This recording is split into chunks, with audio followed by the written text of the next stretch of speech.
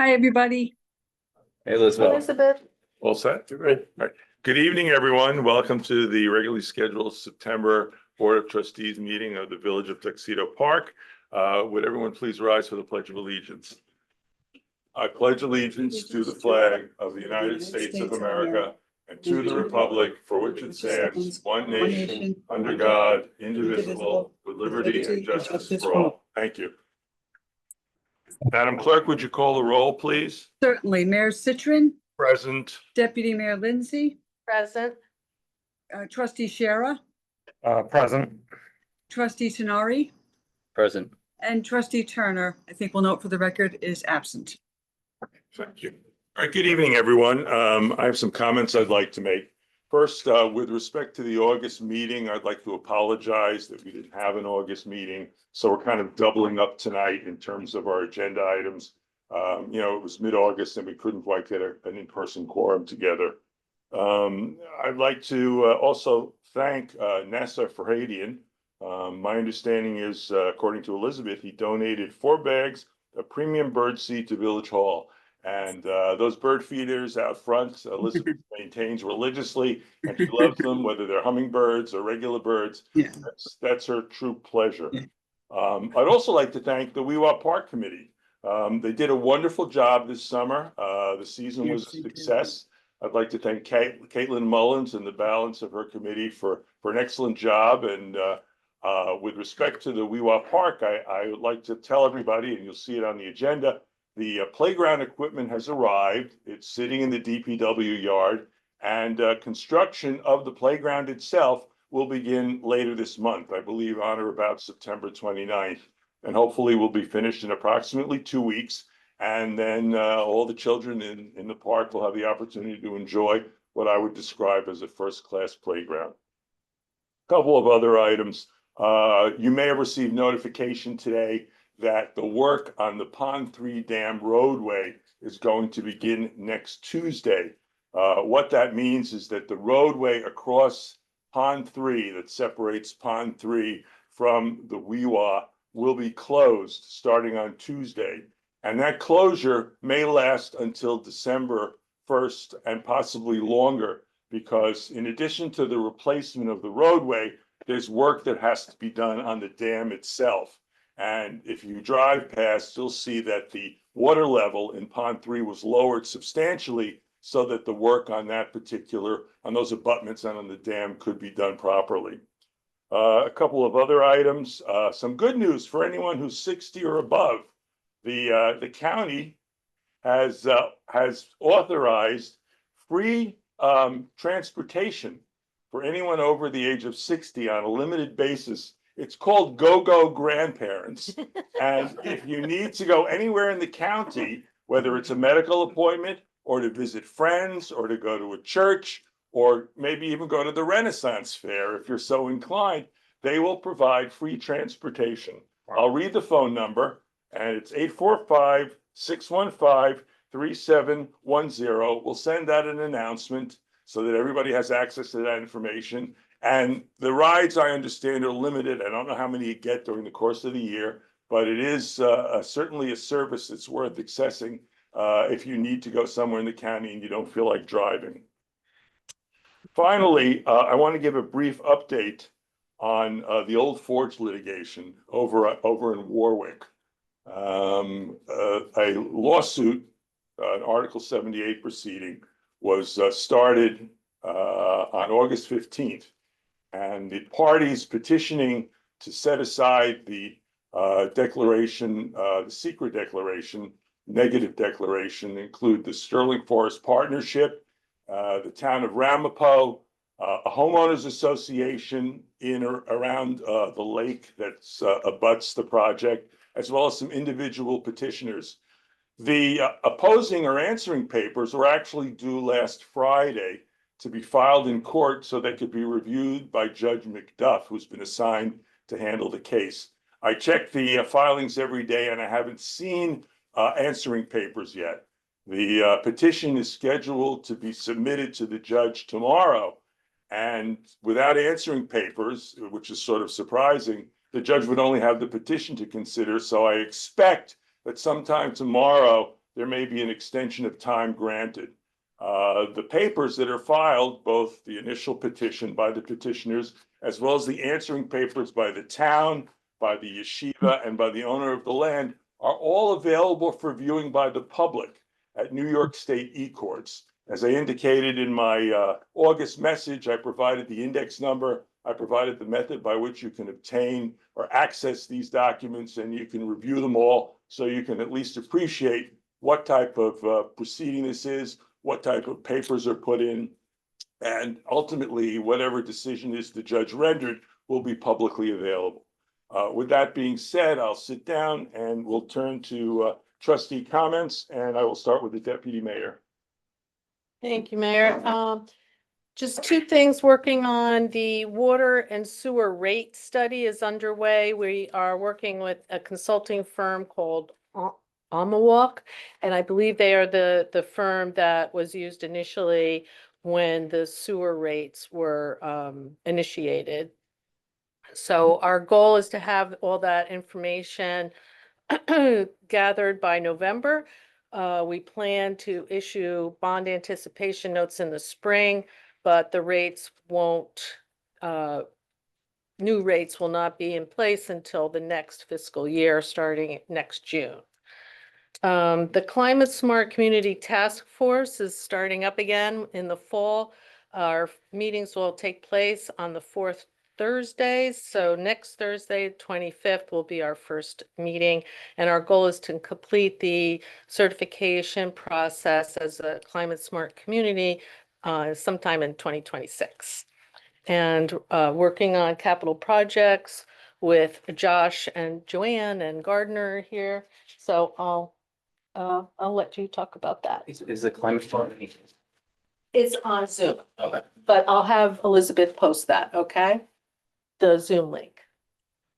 So I don't think we're prepared to provide any, all right. update on, All right. on capital planning just yet, but we have some big stuff in the pipeline, so Okay. maybe next trustee meeting, Sounds good. yeah. Okay, trustee Sheriff. Great, I know we have a packed agenda tonight, so I'll keep this brief.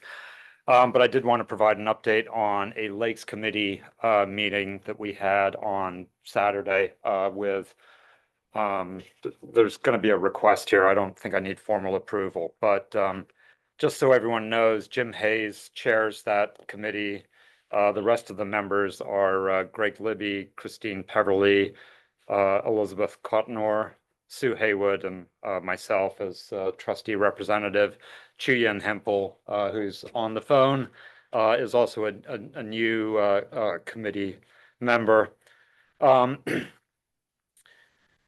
The committee would like to hire a watershed consultant, for lack of a better term, to help us identify areas of watershed pollutants that are getting into our lake. This is an important project for a couple of reasons, and it's not the first time it's happened. I think it first happened in I believe 2018. It was pre-pandemic. We hired, I think they're called Princeton consultants. They came in and they were the ones who gave us a recommendation to map the storm system, which after 5 or 6 years, we're finally starting to do. But it's important because as many of you heard a presentation by our lakes manager, AJ Reyes at GEI Consulting, provided a presentation on an oxygenation system that we're going to need to put in place for the lake. It's very expensive, north of $500,000. The reason we need it, and it was well explained by AJ, so I'll keep it at a very high level. But we have a layer within the lake that continues to rise every year. There's effectively a dead zone. Nothing can live there. Nothing grows there. It is approaching our water intake pipe.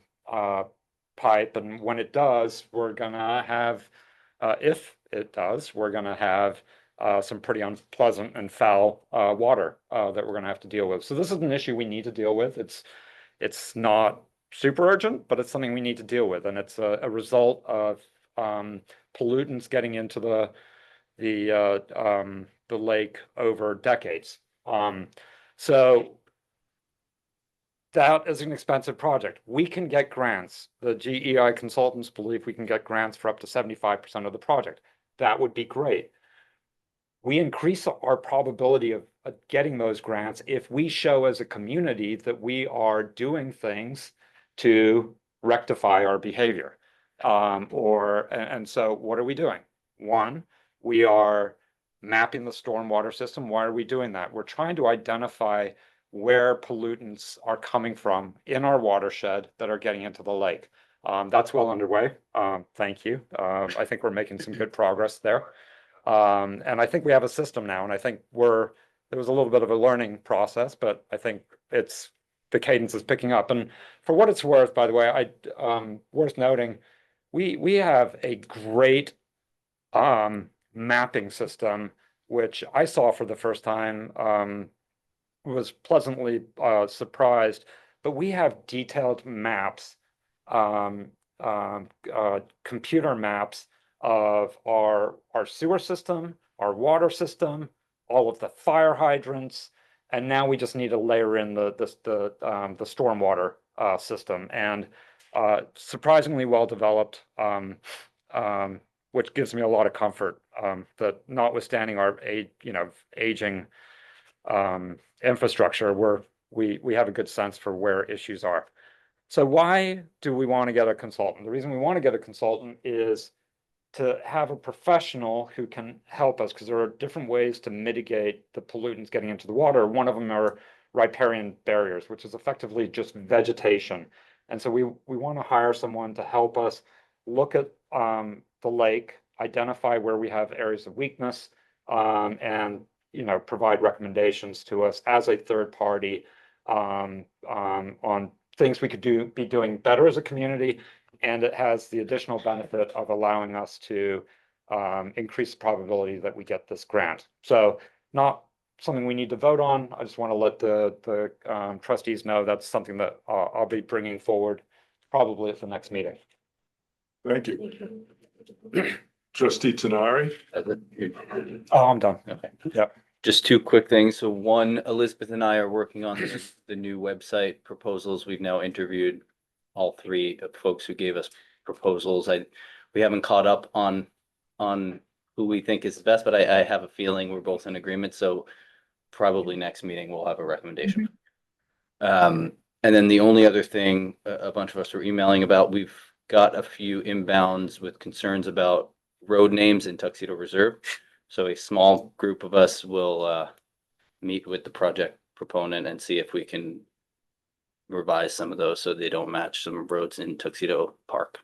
We certainly want to avoid confusion at the gate. Yeah. Okay, thank you, Trustee Tenari. At this point, we're ready for public comment, and we'll start in the room. Any members of the public, starting with Jay Rushcott, please feel free to take the. Yelling this week, or are we using the microphone? We'll use the microphone so the people on Zoom can hear us. Hi, I'm Jay Rushcott. I live at 121 Laurel Road. And I was emptying out the bag box and was reminded I have to make an announcement. The Tuxedo Bag Project, which is now just called the Bag Project, which was started by a couple of students several years ago, has expanded. It now has members of Suffern High School who are part of it. And they collect reusable shopping bags for use by the Sloatsburg Food Pantry, which now also has another name. So that the food pantry doesn't have to pay for bags, they can concentrate on collecting food. Unfortunately, there is still a huge and increasing demand for the food pantry services and therefore for the bags. So everybody's got a bag of bags at their house. Take your bag of bags, take one of it out, start a new bag of bags, and bring your bags down to Village Hall. Miss Elizabeth has a box, we'll collect them, they'll get counted, they'll get sorted, they'll go to the food pantry, everybody wins. Great. Just before you leave the podium, I think you're a little modest. I think you said. Yeah, You absolutely.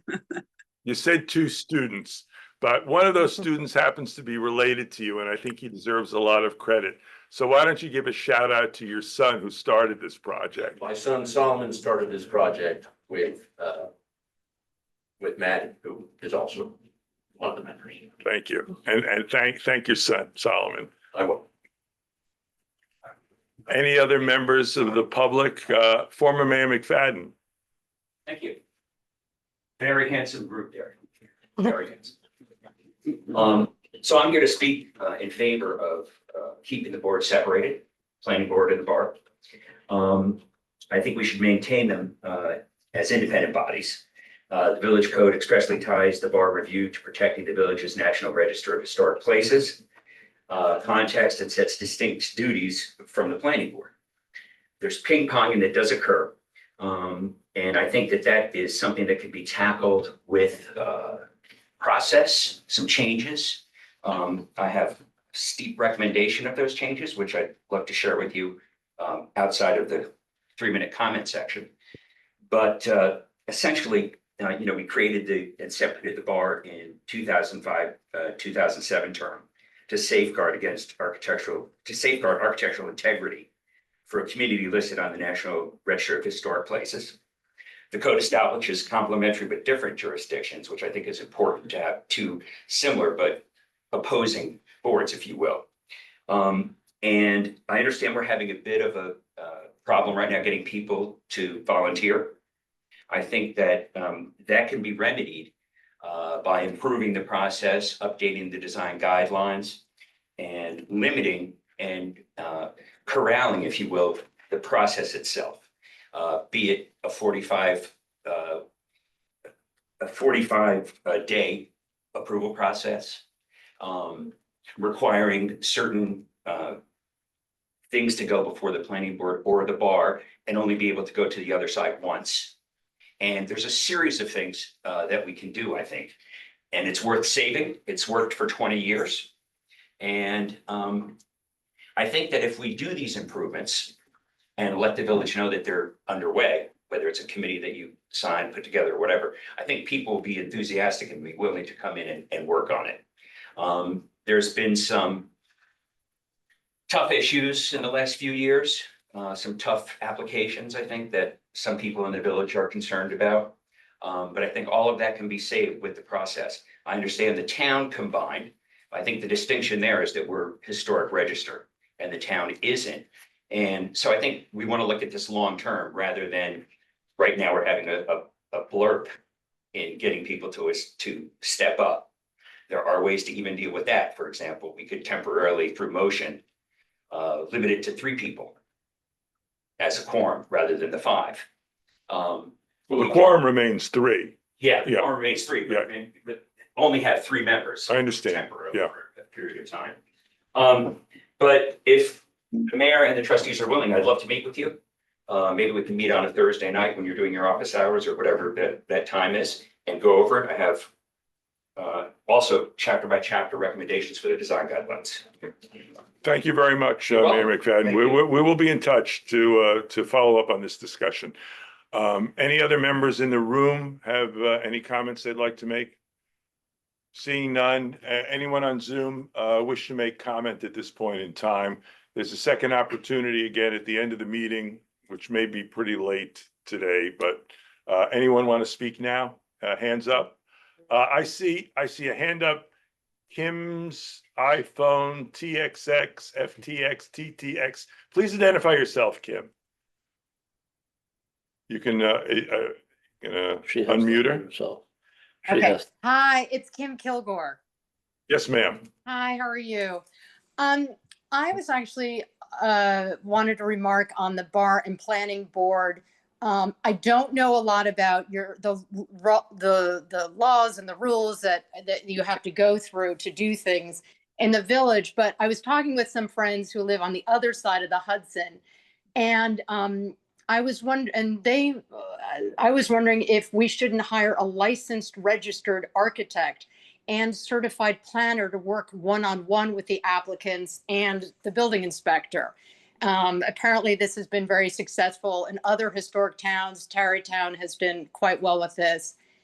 And I often wonder, is it wise to have people on a board, even though they have exceptional taste or they've lived through a renovation, to make decisions major decisions that affect property values and quality of life, and is having an interest in architecture and site planning, does that merit their being on a village board in a official capacity to make decisions for their friends, neighbors, and residents? It must be difficult, I imagine, to say no to a friend or to a neighbor.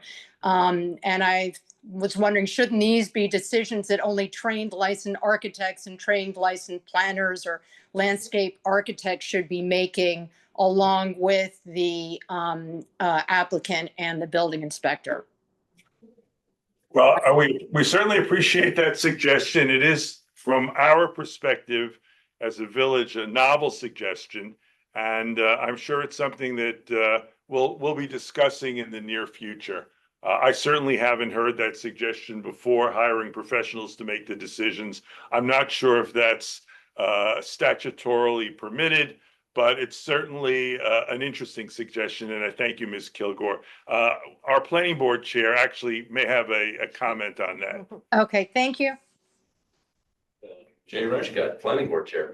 The only thing I'd point out is that both the BAR and the planning board, and I presume the Board of Zoning Appeals, have licensed professionals to advise them on those sorts of questions. I think her suggestion was to do away with the resident boards and just let the professionals make the decision. Was that correct, Ms. Kilgore? Yes, yes, Okay. that's what I was thinking. All right, thank you. Thank you. Not gonna Okay. speak to that point. Anyone else on Zoom? You've got your hand up, Elizabeth. Do you want to make a Yes. comment? Yes, please. I just Okay. wanted to share with the board that I met with the Commodore this week, who some know as Peter Van Zandt. And he was saying that he noted for the first time ever that there was no algae bloom in the lakes. And he wanted me to share that with everybody. So I Okay. think AJ is doing a great job. Well, we did treat the lakes, all three lakes, earlier in the summer, and that resolved any algae bloom issues. And we'll set up for the same thing next summer. We set it up in advance, and it took care of any problems. So thank you, and you can thank the Commodore on our Will behalf. do. Okay. Anybody else? Okay, seeing none, we'll move on the agenda. We now move to reports. The court report for June, July, and August is attached to the record. So the next live report comes from our police chief, Alan Faust. Good evening, chief. Good evening. For the month of August, the police department responded to 185 calls. We had one criminal case.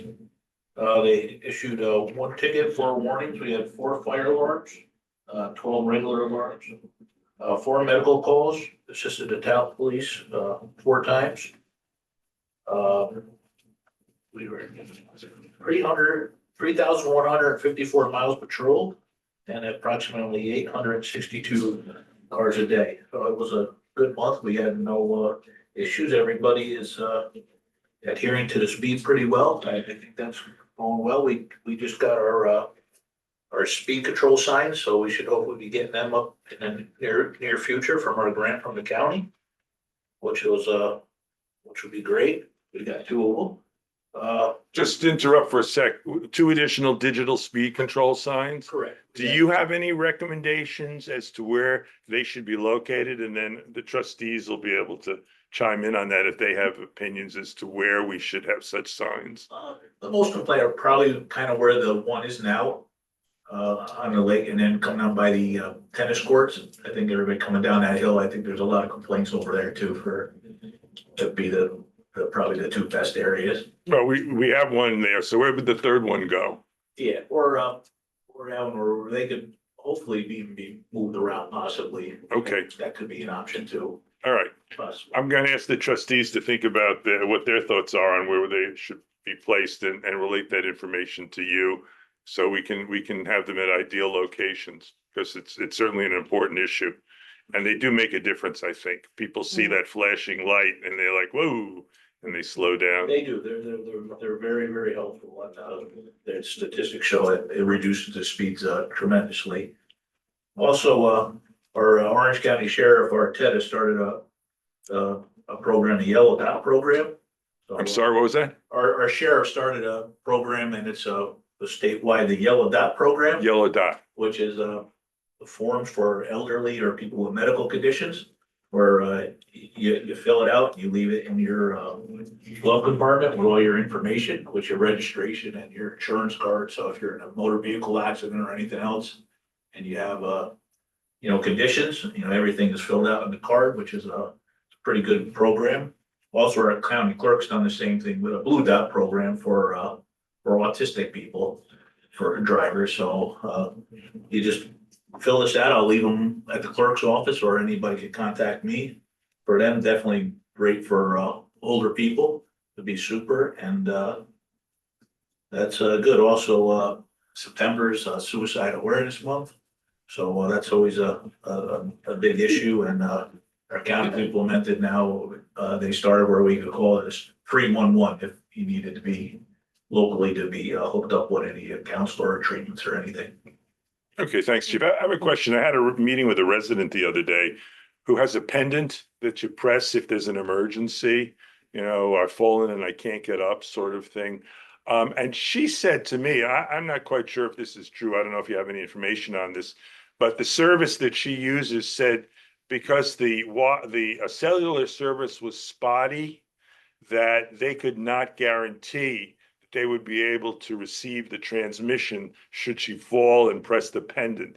Do you know anything about these commercial services that provide pendants to disabled or elderly people for a fee, and whether it requires cell service? Does anybody have any information on that at all? I am familiar, and I think some of them do require a cell connection somewhere. Doesn't work with Wi-Fi? No, I believe it's a direct cell connection, so they can go anywhere on their property, or if they're in their car or whatever, and it would still work. But if they're in their house and they fall, the Wi-Fi won't provide the service? My understanding with what I know is it's a direct cell connection. Okay, all right. I can look into it. I'm sure there's other companies. I mean. Yeah, well, that's my suggestion was to her that maybe there are other companies, because it seemed to me to be unusual that she's sitting in her house with Wi-Fi and that they can't respond. She presses the button and there's no response. What's the purpose of Wi-Fi if it's not for emergency? They have like the GPS trackers for people with like Alzheimer's that are walking away, or autistic kids that are walking away, so that's been a real helpful program for people throughout the county too, where, I can just flash right in exactly where the person is. So Okay, all right. pretty good. I'll get in touch with her. Thank you, Chief. Thank you. Thank you. Next is DPW Supervisor Jeff Voss. Good evening. I'm not gonna go through every single thing on here, but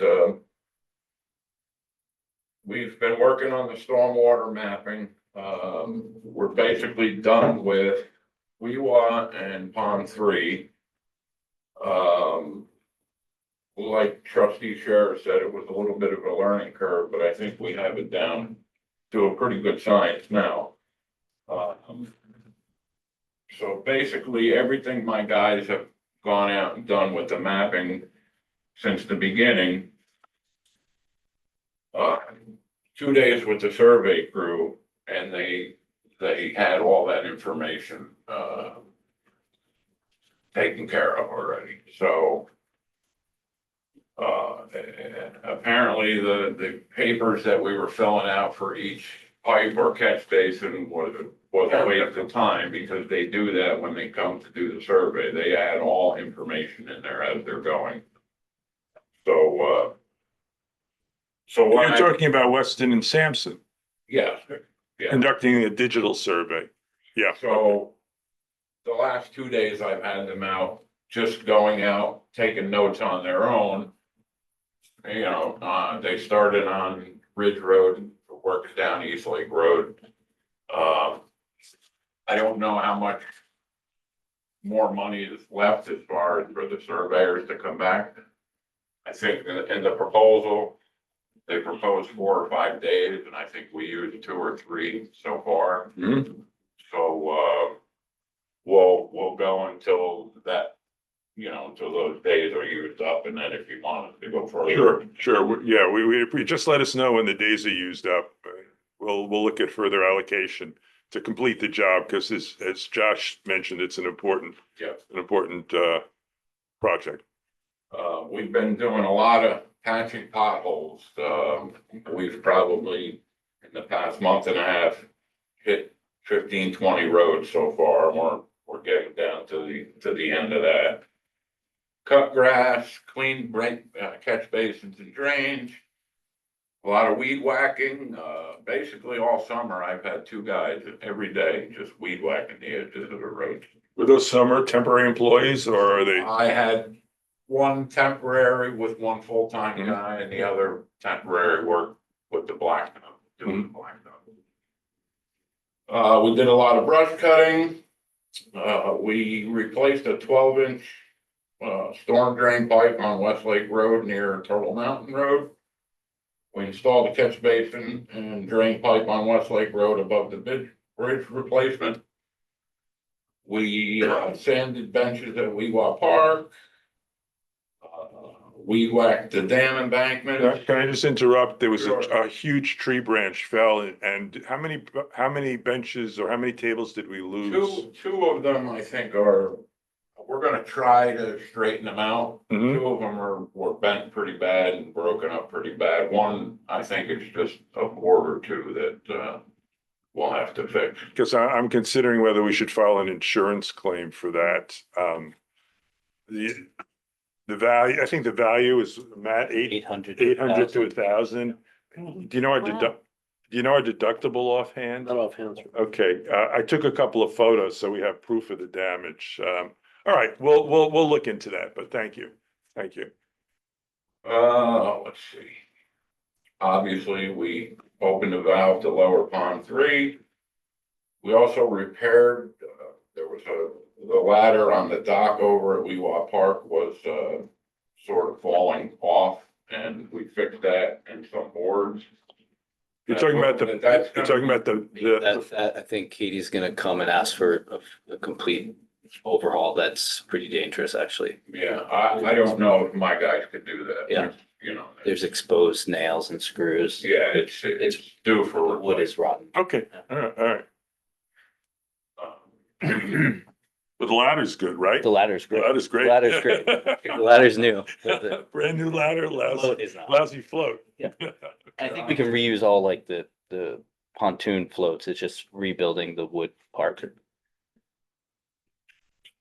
We removed fallen trees on Tuxedo Road, Weewa Road, Westlake Road. We installed an underground electric line at the sewer plant to the lower gates for the electronic gate control system to be put in. Do you have any idea when this contractor is I gonna come? spoke to him last week and he said that he's having trouble getting some of the parts. He expected to get them all by this week. Hmm? He would call me back. That's, Told him that the board has been asking. yeah, that's an electronic gate at the north gate, which now is just a manual chain and padlock, and we authorized an electronic gate to make it easier for employees to come and go and be a little bit more secure. Yeah, okay. Yeah, push them on it. We want to get it done. Thanks. I have been. We rebuilt the catch basin on Fox Hill Road. Cleared a large tree branch from East Lake Stable Road. We installed 1.5 inch stone to the shoulder of Westlake Road, just above the bridge replacement. And placed some boulders there for safety reasons, obviously. Water and sewer, installed irrigation, 2 irrigation meters. We repaired a 1-inch water service line leak on East Lake Stable Road. Worked on lead line survey, worked on screens on the filters. Cleared a sewer blockage on Lower Log Road. Performed 55 utility markouts. Repaired chlorine pump at the water plant. We checked the manhole and just above the office here, there was a call that there was a possible sewer blockage, but it ended up not being a blockage. Paving, I met with Ward last week. We measured a bunch of roads. I'm waiting for him to get back to me with the prices. I mean, I pretty much know what they are. I can figure it out myself, but And they are committed for the spring. And the prices are gonna be consistent with the non-highway paving contract that the county signed? Contract, Okay, all right. Yeah. And in terms of designating the roads, can the board have a discussion with you at some point closer to the springtime? So we can all agree on which roads need it the most?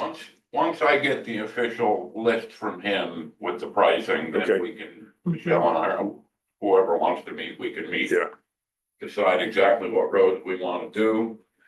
If we wanna do more than, you know, okay. Yeah. that's why I measured more than what we have budgeted. Yeah, I think all the trustees are interested in that. in Yeah, terms of- plus it's important to, it was so hard to get a commitment from Ward last year, so we didn't get the No, we roads didn't. done. We didn't get a So- commitment, he refused. Well, we didn't get a commitment, but now that we have a commitment, it makes sense to make up for what we didn't do last year. Oh, okay, I Okay. hear a cash register ringing Ding, somewhere. ding, ding, ding. And the last thing is, I understand that the fire department wants a dry hydrant put in down by the intersection of Turtle Point and Westlake Road.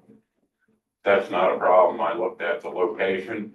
That may change a few feet one way or the other because our main comes across and into there. So, Yeah, we'll authorize that tonight. That's under new business. Okay. Just have a couple of questions. You'd mentioned you replaced a couple of the stormwater pipes. Mhm. Are you relaying that information to Weston and Sampson? they haven't got to Westlake Road yet. Okay, but you'll relay that information so that Absolutely. they know, okay. Yeah. And then I know you've been doing a lot of the stormwater drainage mapping. We started here, which is probably not a bad thing, right? As we learn how to be efficient and how to do the process. But do you know when you're gonna get to the main lake, the watershed for the main Well, lake? they're starting it now. Okay. They, everything from, the bottom of Ridge and East Lake go into Tuxedo. Okay. So, Great. Yeah. Great. Thanks, Jeff. Any other questions for Jeff? No? Okay, thanks, Jeff. Appreciate it. Okay, next is John. Yes, there's a number of projects going on in the village, all seem to be going fairly well. We have approximately 4 matters before the village justice court. Those projects are making improvements here and there, and the bar has been fairly busy, and we do have a few matters before the BZA. No problems. Any questions, folks? No? All right, the water department and treasurer reports are attached to the record. The next item on the agenda is approval of the meeting minutes for July 21st and July 28th. Let me make a motion. First of all, a motion on the reports. I move that it be resolved that the board add all written reports to the permanent record. Do I have a second on that motion? A second. Second by the deputy mayor, all in favor? Aye. Okay. Thank you. The next item is the meeting minutes. Be it resolved that the Board of Trustees approve the minutes for the regular Board of Trustees meetings on July 18th and the special Board of Trustees meeting on July 28th. I'll make that motion. Do I have a second? Second by trustee Tenari. Any discussion? Changes, additions? Okay, all in favor? Aye. Aye, okay, 4-0, great. Under old business, I'll turn it over to trustee Shara with respect to the GEI Phragmites contract. Right, so everyone's familiar with European milfoil. We've, I think, successfully eradicated that from our lakes. We have another invasive species known as Phragmites. So it's a reed which is very visible on the Weewa on both sides of the lake. If we don't address it, similar to the European water milfoil, it will continue to spread and become increasingly expensive to deal with. We were given a contract by GEI consultants, a few months ago, which I'd like to get approved tonight. It is for the eradication and management of the Phragmites. You typically want to address the issue in the fall. We're unfortunately not going to be able to do that. There is a permitting process with the New York State DEC. You have to go both to the Wetlands Division as well as the Pesticides Division to get approvals. They typically take 3 to 5 months. So I'd like to get this approved tonight so that we can begin the permitting process so that we're ready to go in 2026. There is, I think, a little bit of controversy around, do you use manual cutting? Do you use herbicides? Or do you do a combination of both? Our lakes manager recommends a combination of both. The pesticide element is somewhat controversial. We don't need to make that decision tonight. We just need to get the process going. We can have the debate around how it's done at a later date.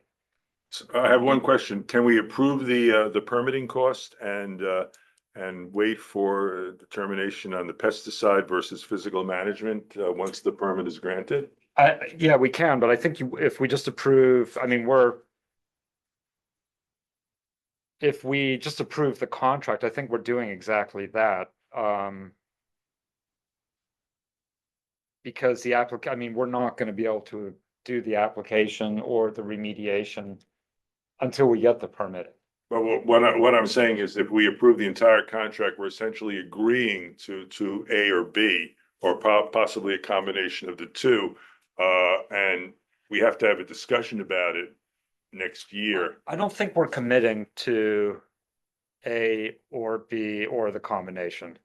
I think what we were given, and I could be reading it wrong, I think what we were given is the pricing for A and for B, but without committing to one or the other. All right.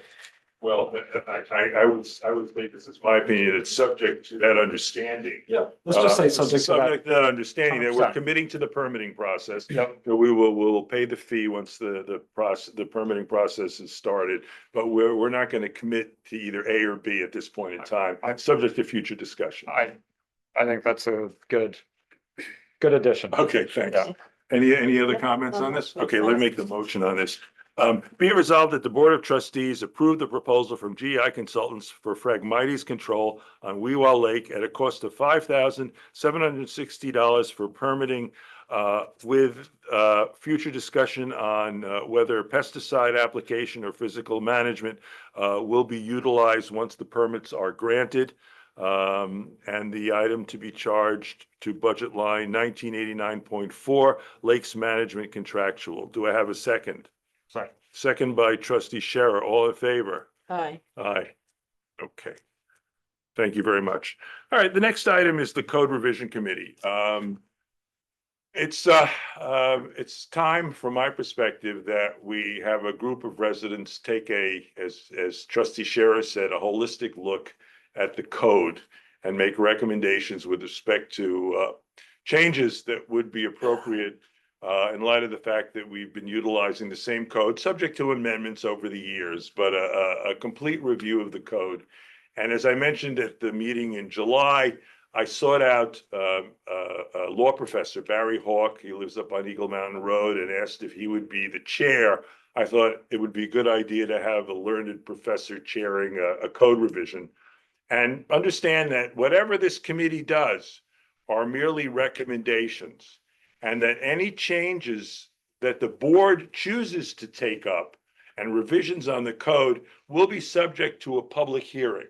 Right? This will not be done in the dark. This will be done in the daylight, and will be subject to all sorts of discussion between the board members and public input if the changes are in fact considered. And I suspect that, depending upon how long it takes them to prepare a report, whether they do it chapter by chapter or they choose to do it one report at the end, there'll be a lot of discussions about this.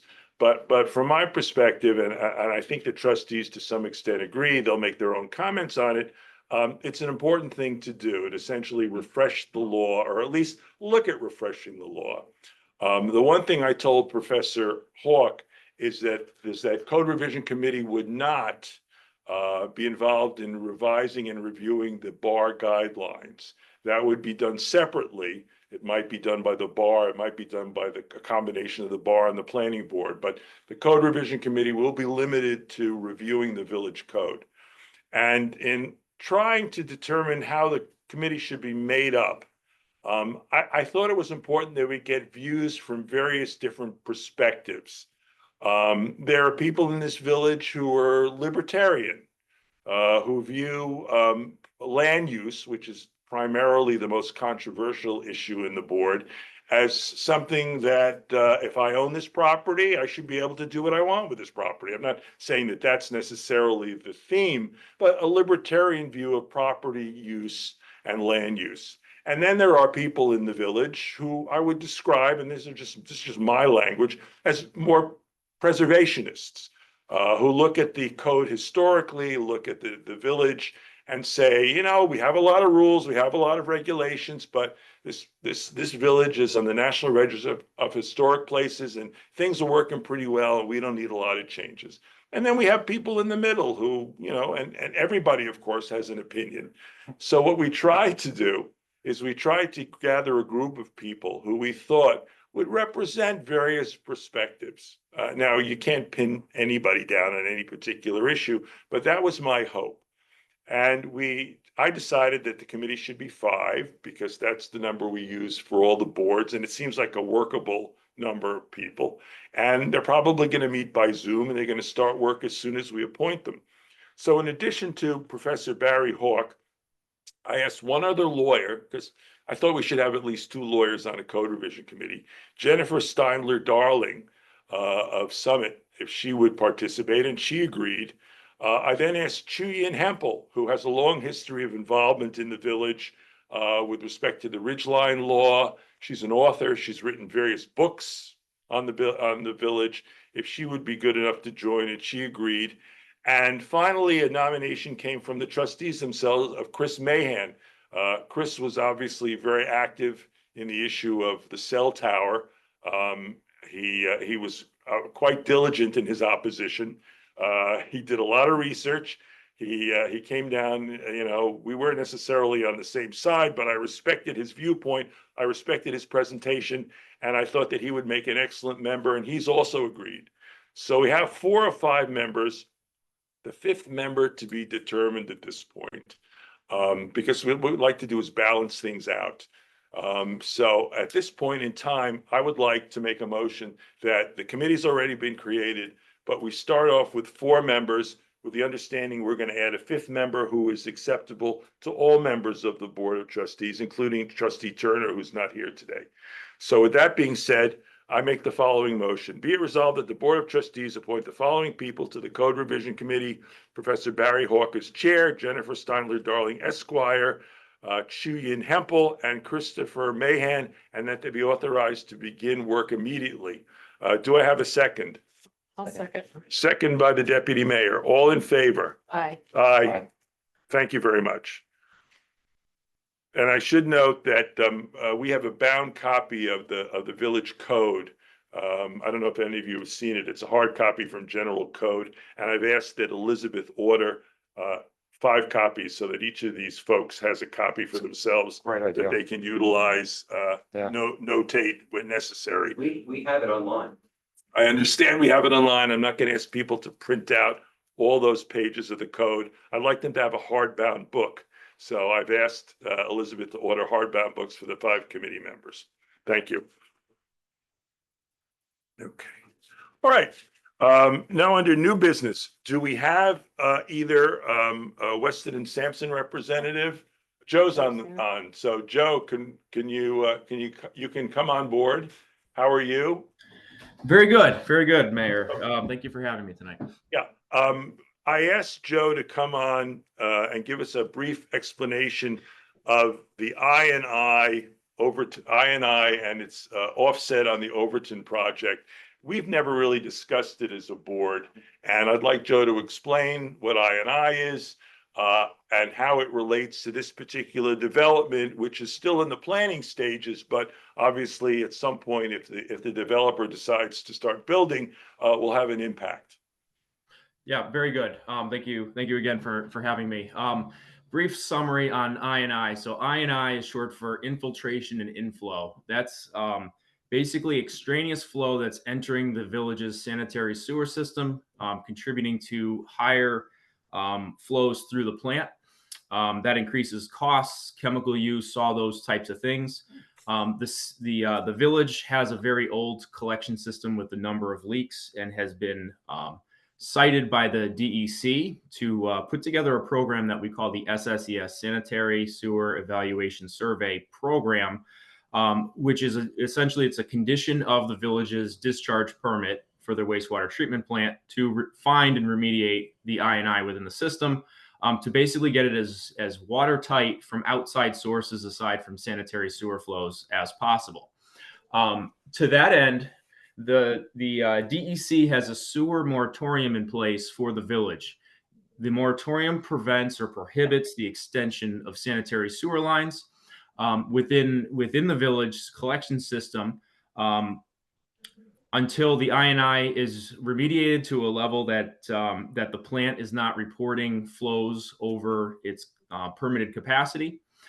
There is one instance, or there is an opportunity to extend the sewer system, which is by providing a mitigation offset, which has been stipulated, which is 3-to-1. So for every sanitary sewer line extension, anybody that wishes to do that would have to remediate 3 gallons of infiltration and inflow per every 1 gallon of sanitary sewer new flow that's being contributed to the system. And this happens to be the case with Mr. Overton's property. So this dates back a number of years, as John can attest, but in 2019, there was an agreement that was put in place between the village and Mr. Overton. This was a infiltration inflow community benefit agreement. There were a number of stipulations with this, and I attached that to the memorandum that I provided the board. However, within the memorandum itself, I cited the relevant provisions that are applicable to this project. And I'll take a moment just to read through these to give you the background as to what the village and Mr. Overton have agreed to for remediation in order to move forward with his project. It states, the applicant will, at its sole cost and expense, reduce I&I in the amount required by DEC to undertake all actions necessary to satisfy the DEC and allow for each and all of the extension lots to connect to the village sanitary sewer system prior to the issuance of a building permit for any extension lots. The applicant will fully fund, including any engineering, legal, and other consultant costs, all I&I reduction requirements of the DEC to allow the connection of the extension lots to the village's sanitary sewer system. This reduction will be achieved by, at the village's discretion, the applicant either completing an I&I reduction project or making a financial contribution to an EI reduction project as identified in the village's I&I mitigation plan, which is what the village is currently undertaking. As is necessary to satisfy the DEC requirements to lift the moratorium for any extension lots. Any such mitigation is subject to the Village Board of Trustees' reasonable approval. Control and supervision must be approved by the DEC as satisfying the DEC's requirements that are necessary to connect to the extension lots and any other lots identified by the DEC to the village's sanitary sewer system. The applicant's required to complete the I&I mitigation to the satisfaction of the DEC and the village before building permits to be issued and construct a single family home or any extension lots. The other two are just some additional provisions, but that's basically the general outline of it. A few weeks ago, we had village representatives. John Ledwith was on the call, as well as myself and representatives from Mr. Overton with the DEC to discuss what the approach is to meet their guidelines and requirements. And we all came to a concurrence on the I&I mitigation reimbursement process that's stipulated. So within the memo, what we did was we came up with a unit cost for I&I removal to use as a baseline to establish what the fund would be. So Mr. Overton's representatives have agreed to, instead of finding their own I&I, contribute to what the village's current upcoming obligation is within the program itself. So what we did was we took the costs for the most recently completed I&I project, which was what we did for the I&I program is we broke the village's collection system into 17 subbasins. And then each one of the subbasins was ranked in order of priority based on their I&I contribution. The highest contributors were addressed first, and then there was a schedule that was set within that precedent. The most recently completed subbasins, from evaluation through design into construction and then final determination of removal. We're within subbasins 2, 10, and 13, and that work completed in 2021. So what we did was we took the cost for the investigation, the cost for the engineering, the cost for the construction, and we totaled that, which came out to be around $800,000. We had the amount of identified I&I, and then we compared that to the post-construction readings of I&I to figure out a gallon per day of removed I&I. So you don't get 100% removal, you get a percentage of that. We were highly effective in removing that. The total investigation cost per gallon came out to be $2.50.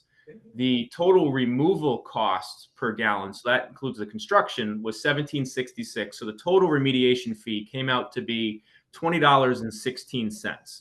So this was from the prior completed rounds. The village has since done the investigation of the next subbasins, which the village is on the verge of now having to design and do the remediation. So we investigated subbasins 5, 8, 16, and 17. So we have real costs for the investigation. We have a projected engineering cost in there, which we just forwarded a proposal to do the engineering of $140,000. This is actually less than what the capital planning committee has been holding in their budgetary number. And then within our report, we estimated the construction to be around $400,000. So that comes out to be a total of $707,000. We took that and then we assigned a removal, projected removal rate for this future work. We assumed 50% removal of infiltration and 100% removal of inflow. So the difference between infiltration and inflow, I failed to describe that. Inflow is direct connections to the system. So that would be your roof leaders, that would be your sump pumps, that would be a catch basin. So we assumed 100% because when it's found, you disconnect it, nothing should be going in there. Infiltration is when it leaks into the pipes. So that would be your groundwater. That would be leaking into the manholes and into the pipes. A lot of these pipes are clay tile pipes with joints about every 3 feet that don't have gaskets. So they leak pretty heavily. We assumed about a 50% removal just to be conservative. That number came out to be much less because the linear footage of pipes compared to the amount of I&I was shorter. So if you line a smaller segment, it's going to be cheaper to fix that. However, the infiltration number was higher. That came out to be a number of approximately $8.50 per gallon. So what we've proposed is that we hold the prior number from the completed work, because those are actual costs, and then assign that to the amount of sanitary sewer flow that is being contributed by the Overton property, multiplied by 3. So that comes out to be 3,750 gallons per day times $20.16 comes out to be $75,606.26. What we're proposing is that an escrow account be established to reimburse the village for the upcoming construction project, which is anticipated to happen this spring. Once the real bids have come in, the final construction is completed. We have final construction totals, and then we do the post construction flow isolation to compare the removal from. So basically, do the same investigation that we did before construction. We do it after. We compare those removal numbers to figure out how many gallons were removed. That would give an actual reimbursement total. But by holding a conservative value within the escrow, to me, that allows Mr. Overton to be able to move forward with some of his other needs to develop the project. And then at the end, the final number will be agreed on with the village based on that reimbursement rate, and then can be applied towards the costs that were incurred by the village to do this remediation. A couple of questions. How many homes are projected to be built on that property? Do you know? I believe there's 9 lots. John, do you recall? I believe it's 9 lots total.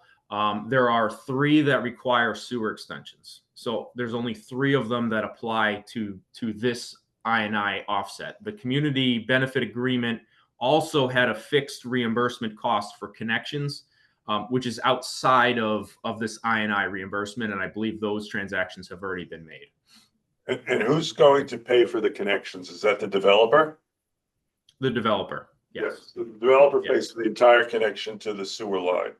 Correct. So this is above and beyond any of the costs that he would incur for realigning, connecting, replacing the sewer within the property, within the development. So this is strictly for a project that is outside of his development to reduce the INI within the village's collection system.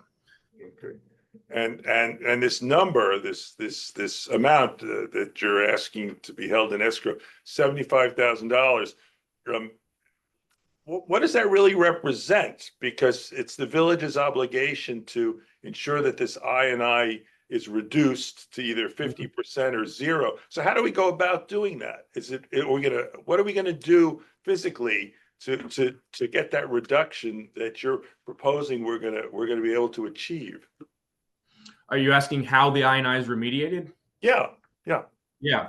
So after our investigation, what we did was we did a number of different investigations. We did house inspections. We did drain inspections. We did CCTV camera within the pipes, and we also did flow isolation. Flow isolation is where we derived our numbers. So flow isolation, we had a crew go out between 11 p.m. and 6 a.m. And a number of the residents probably here were impacted by the notices for this. And what they did is they plugged the upstream manhole and they put a measuring device in the downstream manhole. And they go from manhole segment to manhole segment. And they take a reading of what the flow is within that pipe segment. So by isolating that one segment overnight, the assumption is that baseline sanitary contribution is almost down to zero. So everything that's being read at that point would be INI, mostly infiltration within the system. So we were able to do that within each one of these subbasins, and we have quantified numbers. So what we then do is we take those segments that showed INI within the system, and then there's a number of different things we're going to do. We're going to rehabilitate the manholes. We're going to apply a cementitious liner to the manholes. They're mostly hand-laid brick. They had masons that did this around the early 1900s. They're in actually really great shape, but they do tend to leak. You get roots penetrating and things like that. If there are severe cracks in there, you do injection grouting. And then for the sewer lines, we're really looking to avoid having to dig and replace them. So there's trenchless technology, which we've applied throughout the village, which you take a felt liner that's impregnated with an epoxy resin, and it gets inverted, basically like unfolding a tube sock inside the sanitary sewer, and it adheres to the liner. It doesn't fully adhere to the liner. We put gaskets on either end, and we basically put a new pipe that is steamed and cooked in place inside the existing pipe. So we're basically putting a structurally sound new pipe inside the existing pipe that is gasketed on both ends to prevent the leaking. So this is the construction that's going to take place. And for this, what we're doing is asking Mr. Overton to reimburse the village for removal of the number of gallons he's required to. And we're basically putting a dollar value per gallon of INI removed is the approach. And you'll confirm that estimate, because at this point it's just an estimate, once these homes are constructed, post-construction.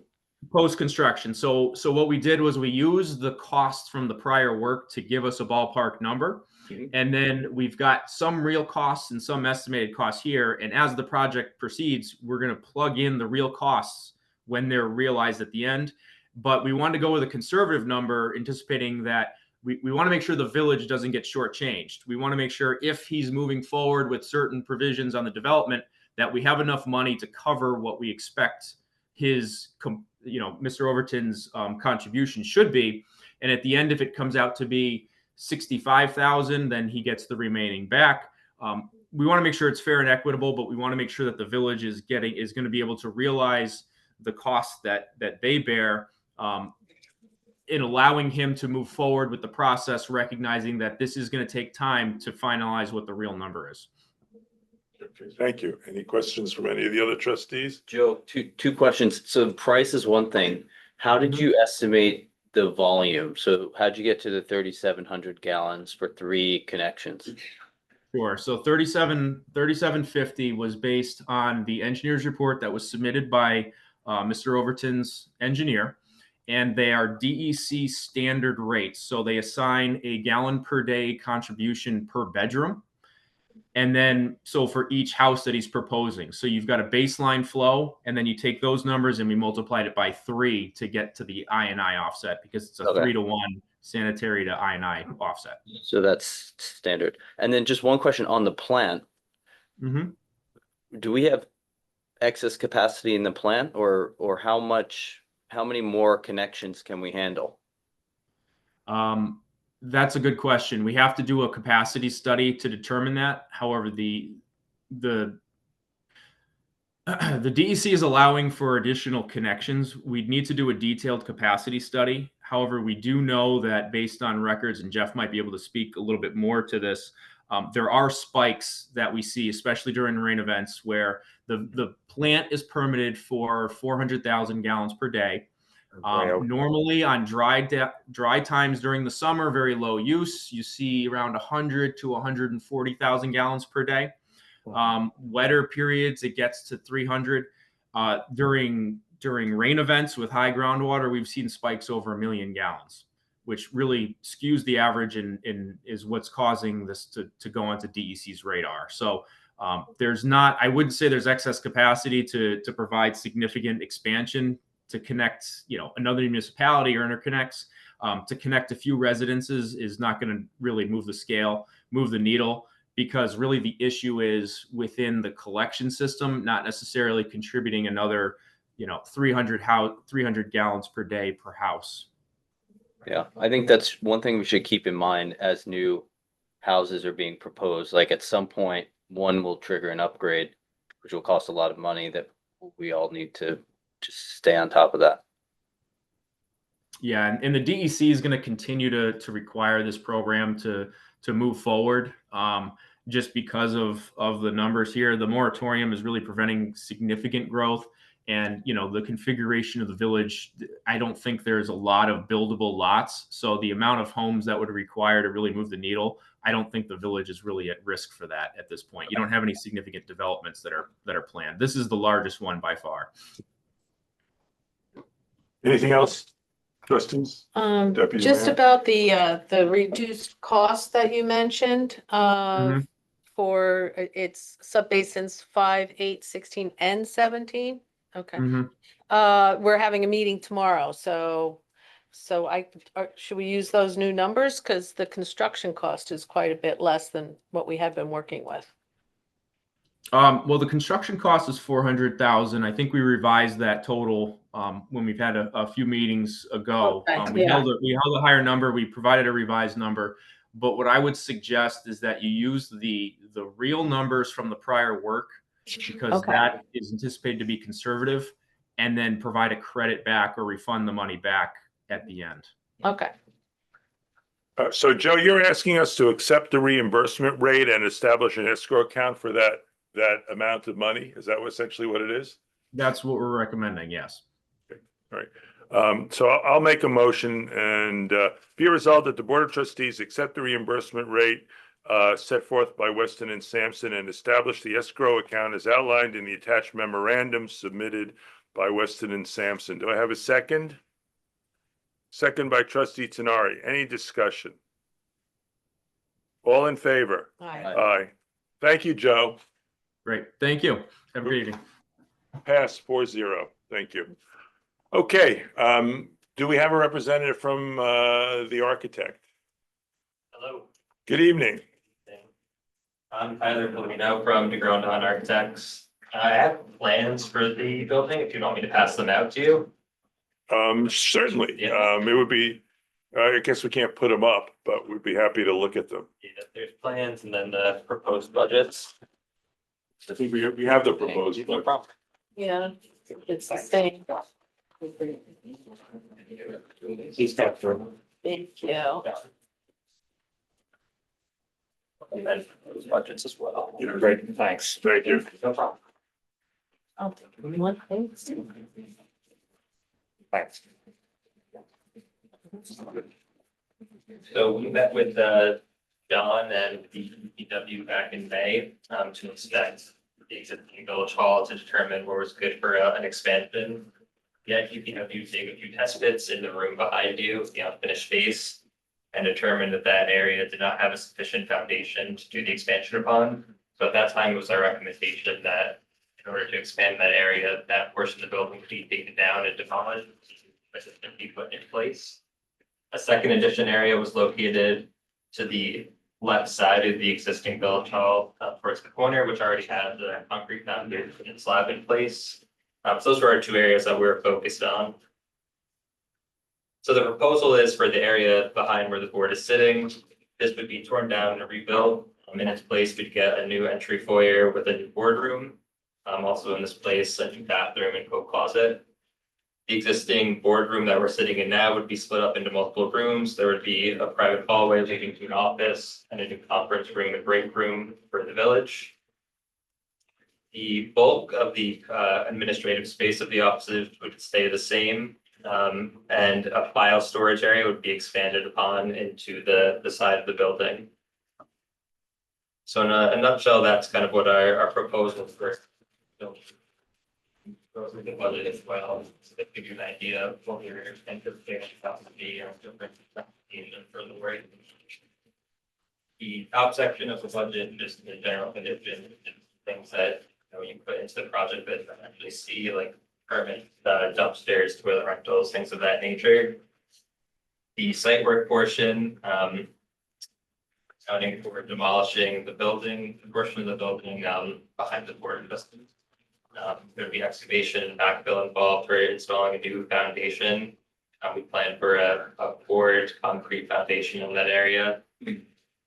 Stone for footings and under slab would be laid down, and there would be some minor upgrading needed just where the building meets the grade to the side and back of the building. Under the building shell, so we have the demolition and carting portion listed there, a new poured foundation, foam for underneath the slab was accounted for. And then this would be a new wood frame portion of the building. Let me just interrupt you for a sec. It seems to me, having reached the determination that the area, the building behind us is not useful and has to be torn down and completely replaced. You've got essentially an estimate of $260,000 for that work. Is that correct? So the total budget would be $543 for all of the work for building hall that we're proposing. I understand that, but I'm talking about the determination you made. We have to replace the entire building behind me. And it looks like you're estimating that cost, should we decide to move forward with the demolition and the reconstruction of this building, of the portion of the building behind us, is about $260,000, right? Yes, but there's a portion of that cost that would also be allocated if you were just to finish that existing space. So it wouldn't be the total $260,000. That's the difference between finishing existing space or demolishing and rebuilding. It's really the line items for the demolition and carting, foundation, under slab, framing materials. And in those areas, when we dug test pits with the DPW, there was portions of the foundation that the building's not sitting on foundation. And portion of the building is just structurally unstable. So there would be the repair work required to reuse what is over there versus the cost to demolish and rebuild. Does that apply to this floor we're standing on right now? Do you have any way? I mean, it's the same old building. So I'm wondering, do we have a problem underneath this carpeting? We don't know that is unstable, that this portion of the building that we're sitting in now is also unstable. Do we have any way of determining that? We could do tests and we'd have to remove portions of finishes in order to do so, but looking at that space over there, when we dug those holes, there was no foundation underneath the exterior walls. And no slab in that space, so it's a different beast than I believe the space that we're sitting in. Yeah, okay, I mean, I'm not quite sure when this was built, do you know, John? I think it was built in the 40s approximately. It's room, so. Well, no, the renovations that we currently are in, Yeah. that all happened in the mid to late 90s. Oh, okay. Yeah. All right. It's relatively recently. Yes, relatively recent. We're not gonna fall through the floors. No, I could assure you that's not gonna We're happen. structurally sound. the major difference, as you visually can tell, is all the garage doors on the outside perimeter of the building. They're all in disrepair, and as he mentioned, they don't have adequate footings. They're all starting to sag and waver, and it is starting to become structurally unsound. Yeah. Since that has to be torn down, do you have any sense of whether we go in the other direction, even though we have water issues, right, Jay, in the other direction? Whether that's a more stable structure to expand in to sort of reduce the cost of this expansion? Because initially, you don't know this, but initially, when I came up with this idea of expanding Village Hall, I took Trustee Scher over to that space and said, wouldn't it be great if we could expand in that direction? So the decision which was made, at least from design purposes, to go this way, which seems to be, from my perspective, extraordinarily expensive in light of what has to be done. Is there any possibility we can go in the other direction? Or you just can't reach that conclusion because you haven't evaluated that space? Yeah, I mean, it's suitable for a new finished space. With the exception of having to figure out waterproofing and the water issue over there. For our opinion, it was just to get the layout that worked best for the hall. Expanding on this side was more, cost appropriate, versus having an office. The boardroom, it kind of split up the layout, the new proposed layout. Continue, I interrupted you, I'm Oh, sorry. no problem. Yeah, so a few of these costs would still apply whether we're going to be doing an addition or just repairing. We included wood framing for the new addition space, new aluminum clad windows. There's a line item to reuse, either put a new door in or we could reuse an existing wood door. We had proposed to change the facade from the stucco that you have outside to either hardy or cedar, just to keep costs down from the framing and masonry perspective. There would be some stucco repairs needed. We'd be filling in this existing door and windows. We proposed open cell foam insulation in the new space. For the building mechanicals, we had planned for a new bathroom in the addition, a new HVAC unit, which would be in the second floor attic space, and new electrical for rewiring that space and the file storage area. And then finish wise, we had planned for sheetrocking that area. There'd be new flooring throughout. To get the bathroom in the new expansion space would require under slab work to go connect the existing plumbing in the building. Line items for trim, interior doors. And then at the final, there's a building miscellaneous item, which just has plumbing fixtures, interior lights, and door hardware. Trust Deputy Mayor, any comments on all this? Well, there's more than we're hoping for. It's a fact. So, I mean, we know we need more file space. That is waterproof, so we're gonna do that portion over there, correct? That's what you have, Yes. and you've figured out how to deal with the water. Yeah, we'll have to go through and just kind of detail those, how we're gonna handle that, but that's an accounted.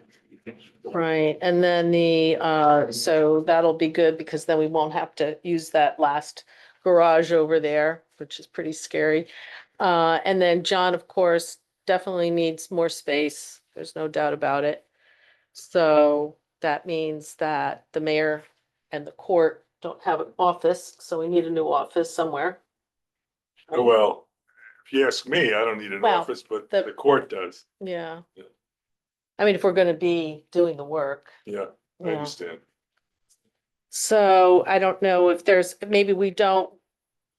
There was some talk about removing the conference room. And then we wouldn't have to build so much behind us. Yeah, try to limit the amount of expansion. Right, We can look into that. so we could look into that. I mean, but What was just, driving the need for the conference room? Was that a nice to have? What was that? Well, we also didn't realize it was gonna cost so much we Understood. thought that space was gonna be more usable. I can tell you that I'm here just about every day. And my conference room consists of these two chairs at this table. Right. And it really, a conference room, an office, I don't need an office, but it would be nice to have a room with a table where everyone could sit down and we could face each other. And whether it's a member of the public or professionals, a conference room is sort of important Okay. in the village. So there is a need. Yeah, there is a need for a conference. Okay. But we could remove another office and just use the conference room. I think we could just, maybe just reduce the expansion. Yeah, try to play with the layout just to get the rooms you need. We want to remove that office and slide the rest of the building up. Yeah, I guess the point, right, is this new extension is basically just matches, and that doesn't need to be a constraint. Correct, yeah, we're Right. gonna be taking everything out. We go 20 feet instead of 40 feet, yeah. We all know John needs more room. You just have to look through that doorway and you can see, he's got to get that office that I share with the court clerk is, the wall should come down and his office should be extended in that direction. I mean, we agreed on that when we first started talking about this. Right. Yeah, so there's certain things we agree on. We agree on that. We agree that we have to expand the file That's right. cabinets, so, you know. And a conference room would be nice. If that's where I have to sit, it's fine. A conference room works for me, but this is sort of awkward, meeting people in here with the pews. Right. Okay, any other points? We'll certainly continue to work on this. What do you need in terms of a sign off? What's your time frame for us? Once we get a sign off, we could put together a set of plans in a week or so. Okay. I guess, anybody have any questions Yeah, specifically for him? So all of these, these costs are all estimated, Yeah, Right. they're based on previous project costs. previous project costs. Okay. And the management fee, and I know this is industry standard, is an 18%. I personally have always struggled with a percent because the manager is not incentivized to control costs. What I did personally is get an estimate that the manager was comfortable with, the architect, and then we just agreed to a fixed flat cost. Yeah. Is that something that you think is possible? Yeah. Because there's nothing worse than an ever expanding, ever expensive, a growing cost of a project. And Once you have a good set of plans together, then it can be sent out to bid, get your bids and Yep. go from there versus and then. so this is right. So these are your estimates. You would put it out to bid. It may come in lower, may come in higher, but once we get those, what you're saying is we might be able to talk about just putting in a flat fee. Okay. May I ask what the budget was? That we gave the architect? We didn't really, we just decided to Where? see what, Wasn't it here? oh. Yes. Did we actually put a number there? I mean, we were thinking 250, 300. But we No, were we didn't- thinking we that didn't put a this number space, for we didn't build out. really, but Build we out. were thinking that space behind us was gonna be more usable than it is. This is a lot more than we expected. Yeah. Start of a project, yeah. Anything else? Matt? Oh, nothing for me. Okay. Well, listen, thank you for coming in. We'll continue the discussion. Obviously, everyone was a little taken aback by the estimated total cost. And we'll be in touch. And we appreciate you coming in on an evening and taking your time to Yeah, thank make you. this Thank presentation. you so much. Appreciate it. Thank you. Have a nice night. Okay, thank you very much. What was his name, just for the record? Tyler Folino, is that Tyler Folino, Folino? Thank you. Thank you. Thank you. Get home safe. Thank you. Okay, moving on. All right, so the Garden Club, as you know, provides a wonderful service to the village. And they beautify the village, they do plantings in the village, and they recently undertook a project to place an irrigation system at the Centennial Wall, which is just past the gatehouse. And after placing that system, they've come to the board with a request that they be reimbursed for the cost of that system, and that the board take over the management and operation and any repair that would have to be done of the system. Now, ordinarily, that would be putting the cart before the horse. It would generally come to the board and say, we think we could use an irrigation system on village property. We'd be happy to arrange it being installed. And we think this is the estimate, and then we would make a decision whether it's something we wanted to do. But the garden club's making this request. It's $1,700. There's a copy of the invoice that they paid to the contractor. So I'll open it up to the board for discussion, and we'll start with a member of the garden club, Thanks. the deputy mayor. Well, of course, as you said, I mean, I think this project was planned in the spring, and it would have been helpful if they had come to us in the spring before the budget was adopted, to see where we could put this expense. But now that it's done, I feel comfortable finding some room in the budget, maybe under the DPW equipment line. I'm meant to ask Jeff about this, to pay half. Pay half. Does the garden club have its own funds? It does raise money, yeah. Okay.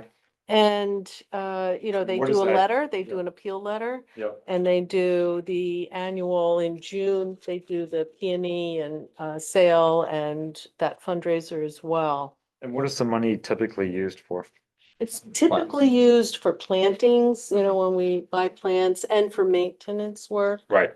There was like a drip system way back when that we put in at the Centennial Wall. What else have we done? Bench repair, like at the Club Triangle.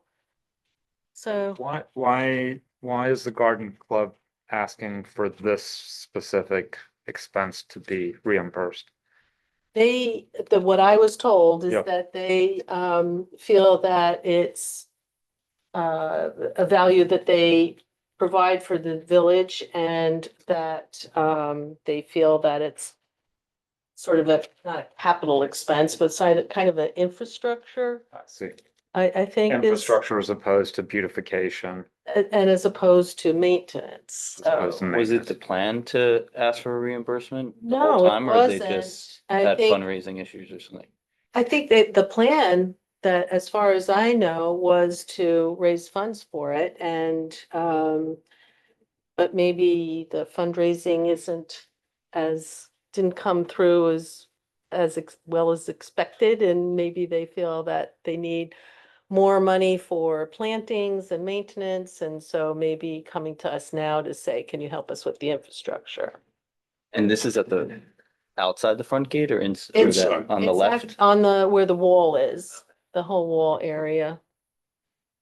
I mean, the only thing I Looks would be nice. concerned about is just setting a precedent, Yeah. right? Certainly don't want to set a precedent where we're reimbursing expenses for decisions that we didn't make. I'd like to read the letter from Ms. Birmingham into the record. Perhaps Okay. it'll assist Perfect. everybody in making the decision. It was not included, only thing that was included in your attachments was the bill.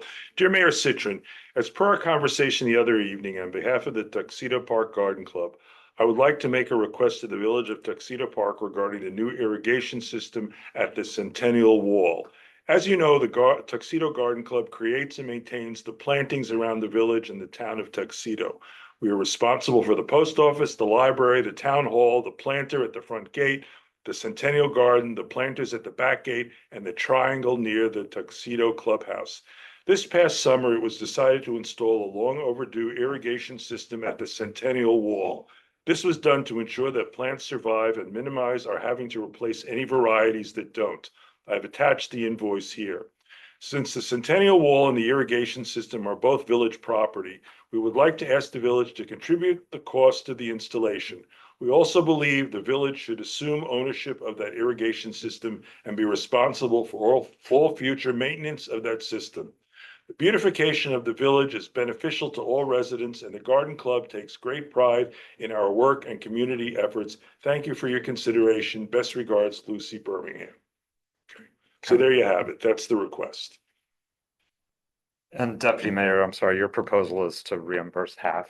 Is that- Well, is I that- mean, I'm not comfortable after the fact because, Okay. you know, the steps, they should have come before the board, before the budget was adopted. So, Do we know if Jeff and his team have the capabilities to maintain a good sewer question. system, sprinkler system? Yeah, I don't know what's involved with that. John, do you have any opinion on that or no? I imagine it's small, but still. You have to ask Jeff. I mean, we did have this little, you know, the hose that drips. I mean, we had that. And there is the spigot behind the wall. And I know, For the water. Well, I was gonna say typically the installation of an irrigation system, water consumption will go up. I don't know who's paying for it, if they're paying for it. Okay, I think we have unanswered questions. How about we table it till next month? I'm good with that. Yeah, I'm good with that. that's good. Maybe a full proposal as to what would be involved with maintaining it. Yeah, or whether the DPW can maintain it. Yeah, let's, all right, I will table this until next month. Okay, next item, installation of the playground. I mentioned that in my early remarks. We'd like to get it constructed starting in September. I believe Matt has some information with respect to what it would have cost if we used the recommended installer. Yeah. It was It's not in the budget. it's a huge price, right? It's a huge price. It's I think it's 60% of the equipment cost is what I was quoted. Wow. So then I quickly sent, before we ordered the equipment, I sent Jeff all of the specs and said, are you comfortable installing this? We have a landscape architect who does a lot of work in here, who said he would donate a few days to help Jeff and his team. At that time, I think Dan was still with the Dan DPW. Hagland of the DPW, retired employee. So Jeff did a lot of, he spent time with the designs and he said the team could do it.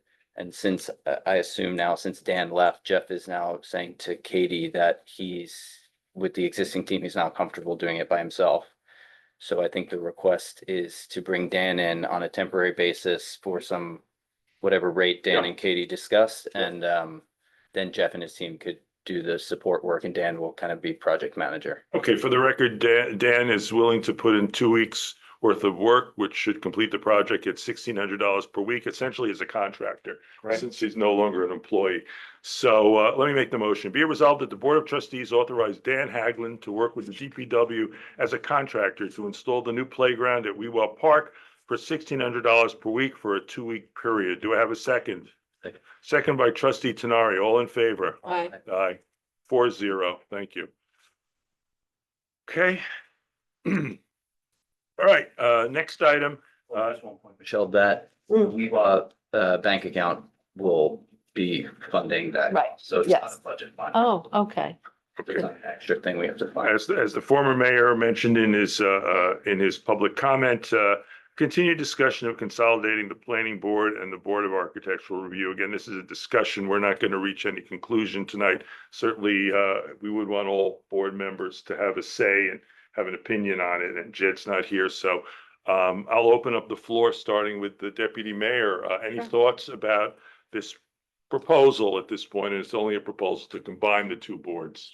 Well, the one thing that I see is that the planning board is required by New York law, right? New York statute.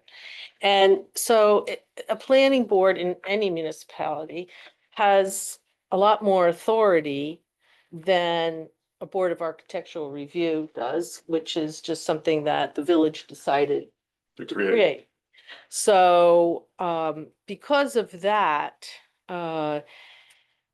we could either combine the boards so that the board would have authority, or if we don't do that, if we keep the boards separate, that I would want to move the projects that the planning board oversees to be site plan approval, construction approval, and subdivision approval. And then the Board of Architectural Review would review architectural details according to the design guidelines. And whereas now they seem to have authority or approval process over construction. And so that's where I Is would go. that, do we think that's just been a matter of practice, or because I mean, coming from the planning board, I think the planning board does have what you said, right, Jay? It's exactly set up that way, like you described. But doesn't it seem that The planning board only has jurisdiction on unoccupied property. If there's an existing building, then all technical issues, to create a term, related to that project fall under the purview of the bond. Whether or So not Michelle, you're, it's Yeah. changing the color of the paint or adding an addition or tearing down the whole house and rebuilding. so you're suggesting that construction projects be shifted to the. planning board? I see, okay. That, you know, I see the planning board might have some more engineering expertise. And then it would be that the Board of Architectural Review would be the architectural details according to the design guidelines. I mean, or combine them and, you know, I'm not totally in favor of one or the other, but if we do keep them separate, I would want the planning board, as Jay's saying, to have more approval. Wider jurisdiction. Yeah. Wider jurisdiction. Okay, trustee Tanara, you have some thoughts on this, right? I'm not, convinced one way or the other. I'd say in talking to residents about the topic, what came out very strongly is, while everyone complains about the bar, they also kind of love the bar and the protective layer of tuxedo that it provides. What also is clear is that the bar guidelines need to be updated to the 21st century based on feedback that I'm hearing. Or even the 20th. Or even the 20th, yeah. Okay, trustee Scherer, any thoughts on this? Yeah, I don't have strong views. I do think I do want to educate myself a little bit more. I think our former mayor made some valid points. I think everyone here has made some valid points. I think it's a discussion we should continue to have. As we will, yeah. absolutely. So. Okay, any thoughts, Chairman of the Planning Board, personal thoughts on this? The planning board hasn't made any official study of this question. Let me start out by saying that. I firmly agree that no matter what happens with the board, the design guidelines need to be modernized. I have heard discussion that says, and not just from the deputy mayor, that perhaps the bar needs to be more architects and the planning board more technical. And I would point out again that we have technical experts on call for when we need them. And most of the decisions that are made at the level of these boards can be made by educated lay people. This does not need to be a board of either one need to be a board of registered professionals. Right. As important to everything else is having long-term residents who understand the history that's as equally as important to those purposes of those boards as having professional engineers or. All right, well, the discussion will continue. As I said, we're not going to make any decisions tonight. The former mayor has offered to provide us his insight and advice, and we'll certainly listen. We'll set something up, and we need trustee Turner to and his input on this. So thank you all for that discussion. It'll continue from month to month. Next item is departure of the planning board attorney Norton and Torrey. Well, the planning board's attorneys Norton and Torrey, that firm dissolved as of August 31st of this year, and the planning board is in need of another attorney. The board of trustees, before the board of trustees received resumes, I actually spoke to five different attorneys, and Two of them were interested in providing legal services to the planning board. And the board will discuss the qualifications of these two attorneys together with Jay, who will also be present in executive session at the end of the meeting. I just wanted to thank Norton and Torrey for their service over the years. They provided great advice to the planning board. They assisted the village. I'm sorry to hear that they're dissolving. The two attorneys are going their separate ways.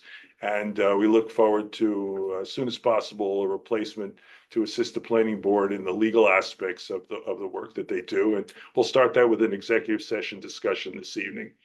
Okay, after that, discussion of installation of dry hydrant. We have two representatives from the fire department. They requested a dry hydrant on Westlake Road. You heard earlier that Jeff says it's no problem. He can put it in. Do either of you gentlemen have any comments you want to make about the dry hydrant, the purpose of it, to educate the public? The choice is yours. Hey, my name is John Bauer. I'm chief of the Tuxedo Fire District. I've been currently driving around and checking all the dry hydrants in the area. And the reason that this discussion first started, I believe there was a residence down on Turtle Sawney. Sonny's insurance company was pressing her on the access to water. Okay. This is not the first time residents have been pressured by the insurance companies about access to water. So that kind of just set this whole thing in motion. I went around and checked certain areas around the lake, and the best spot that I came up with to help us in that area would be where the Turtle Mountain Road meets Westlake Road. It goes up right on the point there. A dry hydrant in that area would give us access to unlimited water that would help us if any incidents all around Turtle Mountain and up on Westlake Road that goes up on top of the mountain. And what happens if we get that dry hydrant there, it'll allow us to do a tanker shuttle, fill and move around and be able to service that whole area in a very efficient manner. I'm sorry, what's a dry hydrant? Dry hydrant is a hydrant that is set down into the ground that makes it for easy hookup for trucks to come in, and I can set an engine on that spot. They can get a draft from the lake and be ready for when other trucks come in to fill and then go to the scene. Basically, It's not really. like a normal hydrant that has pressure, Yep. well, maybe not so much here. Yep. This is PVC pipe that allows us to use our pumps on the truck to reverse pump water from the lake. We can pump from that lake for 20 years. Yeah. Which means we can have water, so it's an alternative water source throughout the west side of the park. Yeah. Beyond, to augment any hydrants that we can find at work. Right, okay. And there are dry pumps in existence around all three lakes at this There point, are huh? 5 right now. Yeah. 2 at the very south end. There's one on the, what do you call it, the dam between, right at the tennis courts and the lake. Mhm. There's one on the, you referred to it just now, where the dam is going to be reconstructed. Right, yeah, it's on Gazi Gazam's property, right, Yes. yeah. And the 5th is behind the DPW. Yeah. And you, Basically, you can't see it because they're about 2 feet off the ground. oh, you can see them, I mean. Sure. They look like fire Yeah. No, they Look don't. like- No, so it looks like a 6-inch plastic pipe. That's all it is. When you see it, you've seen them before. I see, okay. Okay, any other questions for the chief? No? Okay. All right, thanks, chief. I'll make a motion. Be resolved that the Board of Trustees authorize the installation of a dry hydrant on Westlake Road as recommended by the Tuxedo Joint Fire District. Do I have a second? Second. Second by the deputy mayor, all in favor? Aye. Aye, okay, 4-0. All right, next item, Emeritus Dental and Eye Care Renewal. Elizabeth, you have the floor. Well, this is just a program that we renew. We, Oh, hold Yeah. on. Yeah, go ahead, go. Wait. Go ahead, Elizabeth, the firefighters. so this is just one of our health insurance policies that we have, and we've had it for many years, and it's very good, and I have never heard any complaints about it. As it happens, the rate dropped this year, which is unusual. And I noted that in the what I wrote down for the mayor. So it went from 69.76 per employee to 67.88. And for employee and family, it went from 186.72 a month to 183.76. A small decrease. All right. Any questions for the clerk treasurer on this? No. No, okay. Be it resolved that the Board of Trustees approve the renewal of Emeritus Dental and Eye Care Insurance. The amount will decrease from $69.76 for an employee and $186.72 for an employee and family to $67.88 for an employee and $183.76 for an employee and family. Do I have a second? I'm sorry? Second. A second by trustee Tenari, all in favor? Aye. Aye, okay. All right, next item involves the proposal to create alternate board members on the appointed boards. And this was a suggestion by the deputy mayor, so I'll allow her to Yeah. take the floor and begin the discussion. Well, And this- tonight will only be a discussion. Okay. So in the town of Tuxedo, we added alternate positions to all the boards, the appointed boards. And it's worked well. It allows people to get familiar. It kind of creates a pipeline, so to speak. It's a 1-year term that can be renewed. And it helps when you need a quorum. So the only question is, and I'm not sure how it's worked. We could ask the chairs of the boards downtown when alternates would vote. That would be the only question I really don't have resolved. But it helps. And as we were discussing before, people don't, they think of all these meetings and maybe this would be an easy way to encourage people to serve on a board. Yeah, dip your toe in the water. Yeah, Right. yeah, it's only a year. So the question as I see it, I think it's a great idea, is when, as deputy mayor says, when does the alternate participate in Right. voting? They'll be there. We expect they'll be there. They'll participate in the discussion. They'll ask questions of the applicants and the professionals. But when do they cast that vote? Now, one possibility is if there is any member absent, either through recusal or just not being present, and the number goes down to 4 or less, that the alternate essentially sits in the place of the absent member or the recused member and casts a vote on the particular issue. That's the broadest possible interpretation. A narrower interpretation would be that the alternate only votes if their vote is required for a quorum, right? So if you have, for example, the planning board now has 3 members and only 3. If there were an alternate on the planning board, and you need 3 as a quorum, if that third member was not there for whatever reason, the alternate would have an opportunity to vote because you need a third vote, either up or down on a particular issue. You need a quorum of 3 to vote. It has to be unanimous if it's 3. So that's something we should consider.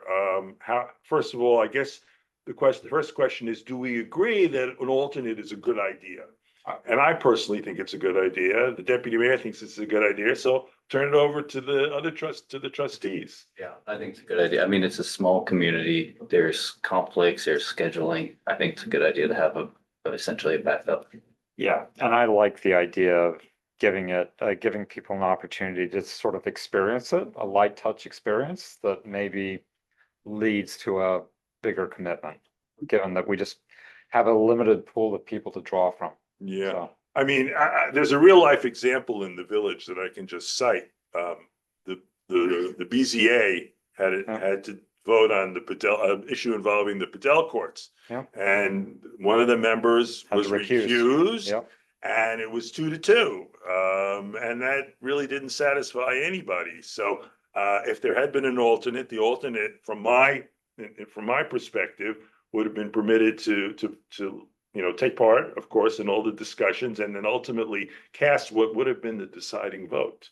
You might have disappointed some people and made some people happy. It was obviously very controversial, but I think it's a good idea. So does anybody have any particular, because I'll direct the village attorney to edit I sent everybody their initial proposal, which had some flaws in it and wasn't exactly what we're looking for.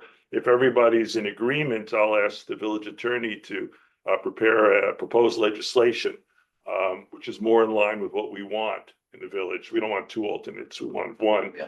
And then we'll reconsider it next month. Right. Is everybody okay with that? Yeah, and then Jed will have a chance to chime in when he comes back. And maybe they could draw up, 2 scenarios, like, or a couple scenarios where an alternate would vote, so we can think about that. Okay, all right. So I'll be in touch with We should the, also get each of the chairs' general opinion too. Mm. Maybe try to incorporate that into the options that the lawyers dropped up. okay, well, we can do that once we, Jay, I mean, you're here. You've heard our discussion. The only opinion I would offer is it seems the order of operation seems a bit skewed to be deciding on alternates for the boards when you haven't decided what the boards are gonna look like next year. And my suggestion would be to if I'm permitted to make a suggestion, is that you resolve the question of whether you're going to be combining boards or changing boards or looking at different numbers of boards, and then decide what you're gonna do about alternates. And make it all one giant We can do it at the same time. reconfiguration. Yeah.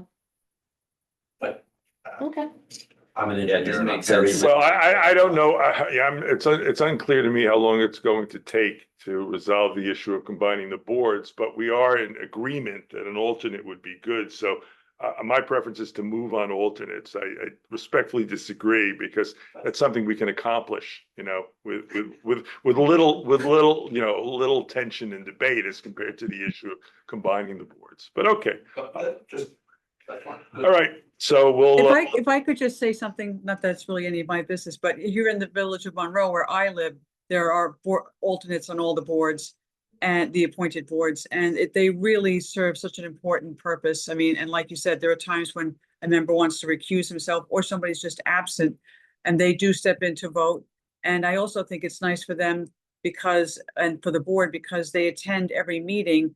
And this way they get experience with the board so that when somebody retires from the board, they take their place and they come in as an experienced board member rather than somebody who's just new but interested. So I think alternates are really, really good. Okay, great. My Thank 2 you. cents worth. Okay, we appreciate it. And since you're on screen and you're talking, we can move on to the next item, which is computer server replacements, and that's your bailiwick. So, yeah, I got an email from our IT department. I call them the IT department, New Windsor IT, saying that our servers are due for a replacement. We've had them for 7 years, and apparently next month, the support for them is going to expire. And they gave us a retail price right now, which would be in total $11,000, but they expect that price to go lower once a government contract is sorted out, because I think we usually pay the government rate and it's usually lower. We're going to have to do this. I've also gotten unsolicited emails from vendors who sell computers saying exactly the same thing, that these servers are going out and have to be replaced. And so my thought about it is I would say we're going to have to do it anyway, either now or in 9 months when we've got a new budget in effect. Ideally, we would have budgeted for this, but we didn't because we didn't know about it. And so, my thought is if we decide to hold off on making the change, what's the chance that there will be a problem? How much would it cost to fix that problem? And what kind of chaos would it cost having that problem? My opinion is it's not worth waiting. It is at the most $11,000. We have to spend the money anyway. I think it is more prudent to just invest in addressing it now rather than waiting 9 months until we've budgeted for it. We can take money out of reserves, and to me, that's exactly what reserves are for, these unplanned for expenses that are important. That's true. Can I just ask a couple of questions? These servers, what do we use these servers for? They didn't specifically say, but I think they are the department servers. I think they run all the computer systems, as servers do. I'd love to understand a little bit more, because if this is a storage issue, we have the cloud now, right? It can be remote. I'd love to just understand more what these servers are doing. Yeah, I'm not the one to answer that. The IT people would be. But I think that, I know that when I activate software, it'll reference the server, like I'm not a server, I'm a user of the server. I think that provides services to everybody in my area, just like, I'm sorry, yeah. No, this is great. I mean, I think it sounds like these are physical devices that are Yes, on I site. believe they are, yeah. And most of the world is moved to remote. So I don't know that we actually need to have our own physical servers.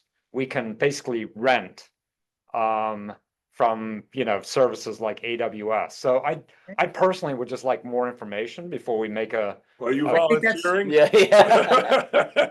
I mean, we'll put this over to next month. And I you mean, can talk Elizabeth, to them. I'm happy to talk. I'd love to talk, I'd love to volunteer and I'd love to have the conversation with. Great. The trustee Scherer will investigate this. I think further that's and do- terrific. I just feel so badly for you because you're doing so much and I feel like you're stretched in too many different directions, but I don't know anything about this, so I'm the That's worst fine. person to lead the discussion, to be honest. And you- I'm well aware of that. Can you just introduce me via email? I'll talk with Yes, them. I will absolutely do that. Yes. Thank you, trustee Scherer. On behalf Thank of the you. other members of the Yeah. board, we appreciate that greatly. Thank you. Okay, next item, we're getting to the end, donation of light fixtures. So this is just a sample of a light fixture, very interesting light fixture. It has the TP for Tuxedo Park. You can't tell, but the lenses are green. It's quite attractive when there's a bulb in it.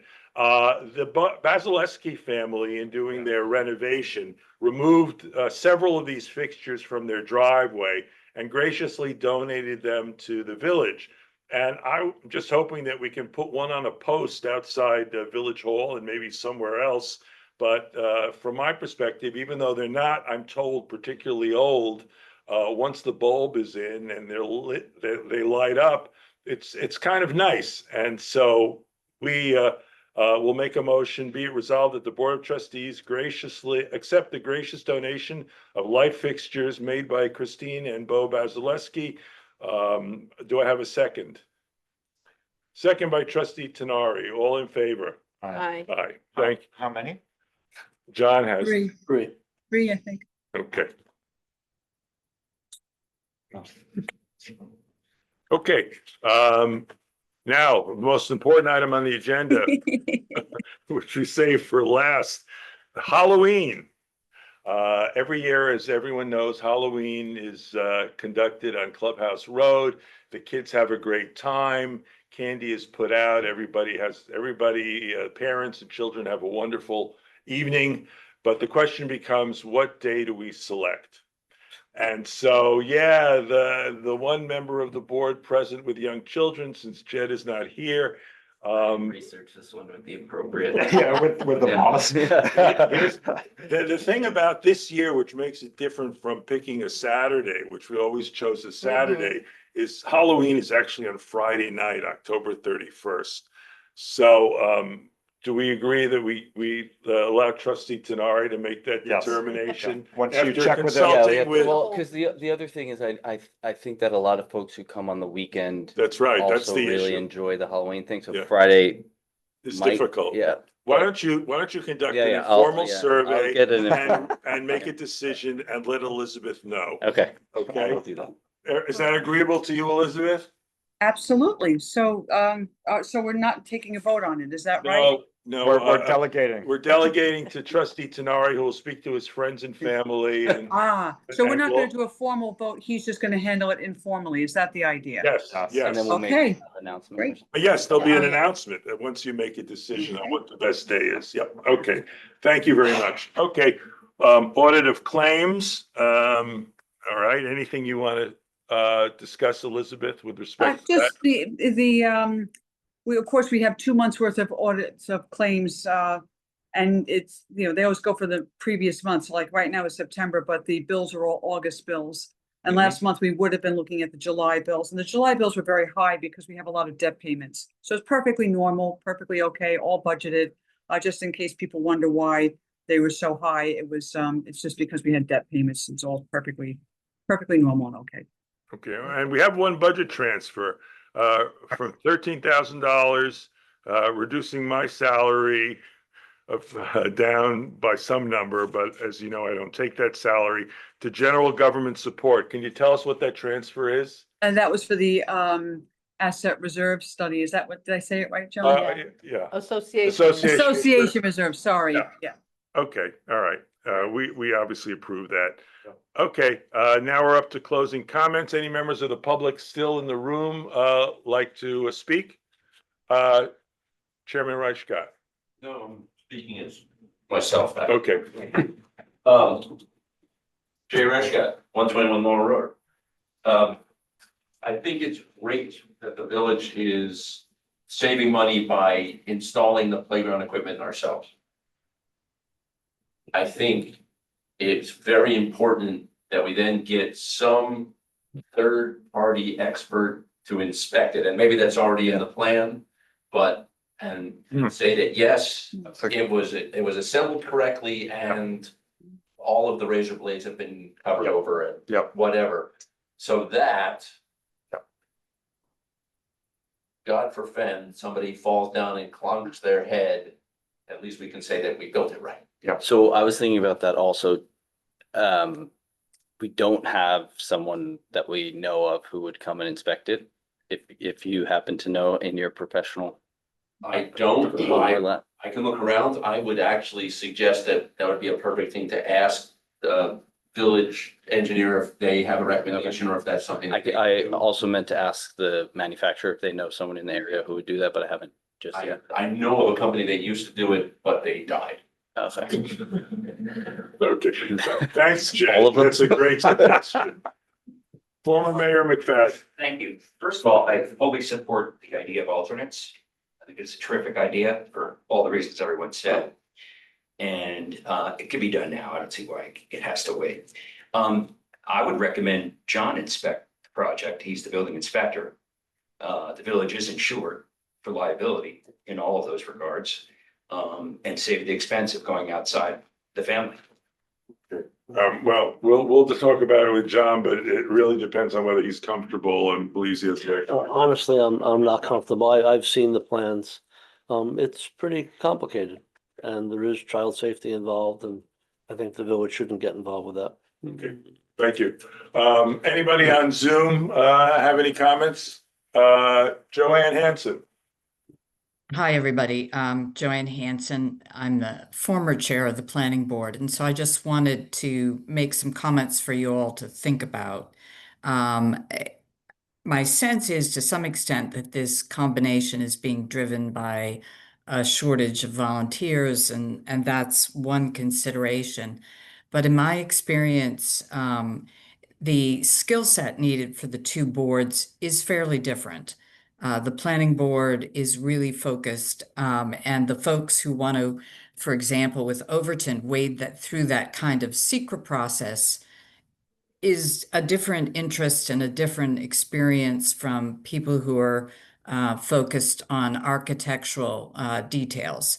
And I appreciate that applicants are going between boards and that needs coordination by the chairs. But I think, and I would lean to keeping the construction with the approval of the plans. I just think that's important to think about that the folks who are involved in those two boards have different backgrounds, different skills. And if you put them together, you're really going to need to think about making sure that you have people, particularly on the planning board side, if you have subdivisions. We don't tend to have a ton of them, but for example, a major estate is for sale now. That could generate lots in the future once we're past our moratorium on sewer. So think about those skill sets as you contemplate putting the two boards together. So just wanted to, I lean to keeping them separate, but I can understand the considerations that would put them together. Thank you. Anybody else have any comments? The small gathering that remain? Okay, thank you all very much. Any trustees have any follow-up comments? No? Okay. So at this point, I make a motion, be it resolved that the Board of Trustees leave the public meeting and enter the executive session at 9:05 PM to discuss settlement of claims, hiring a new planning board attorney, update on PBA contract, and possible acquisition of real estate. Do I have a second? Second. Second by the deputy mayor. All in favor? Aye. Okay. Thank you. John, I'll also be joining by phone from Harris Beach side. Just to admit in the meeting. Thank you. What organization are you from, sir? Harris Beach. Harris Beach. Yeah. Okay, I'm sorry. all right. This happened in the last meeting, so I'm with Jared Cashaw. That's okay. I got you. And can I have your name, sir? I'm sorry. Oh, sorry, Ian, that's Ian. Oh, it's Ian. Okay, yep. Yeah, Thank you. yeah, You've been with us before. I just want- yes, familiar. Yes, Thank I'll you. be there today. Yeah. I'm gonna juggle the schedule so that. You go first. Did I go first? You go first. Yeah, okay. I have a motion, be it resolved that the Board of Trustees exit executive session and re-enter the public meeting at 9:52 PM. Do I have a second? Second. Second by the deputy mayor. All in favor? Aye. Okay.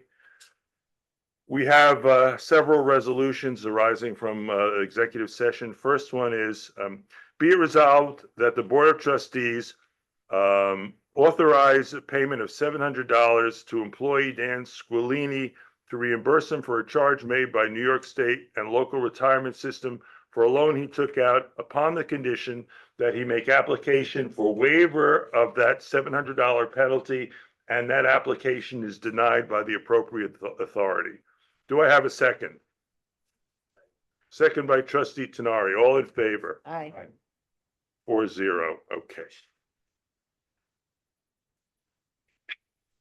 Okay, next motion. Be resolved that the Board of Trustees authorize a reduction in the sewer bill for account number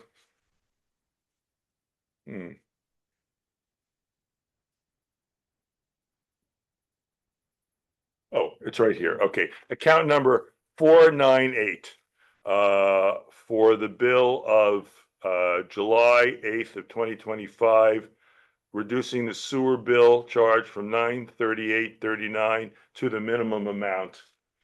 Do I have a second? Second. All in favor? Aye. Aye. Okay.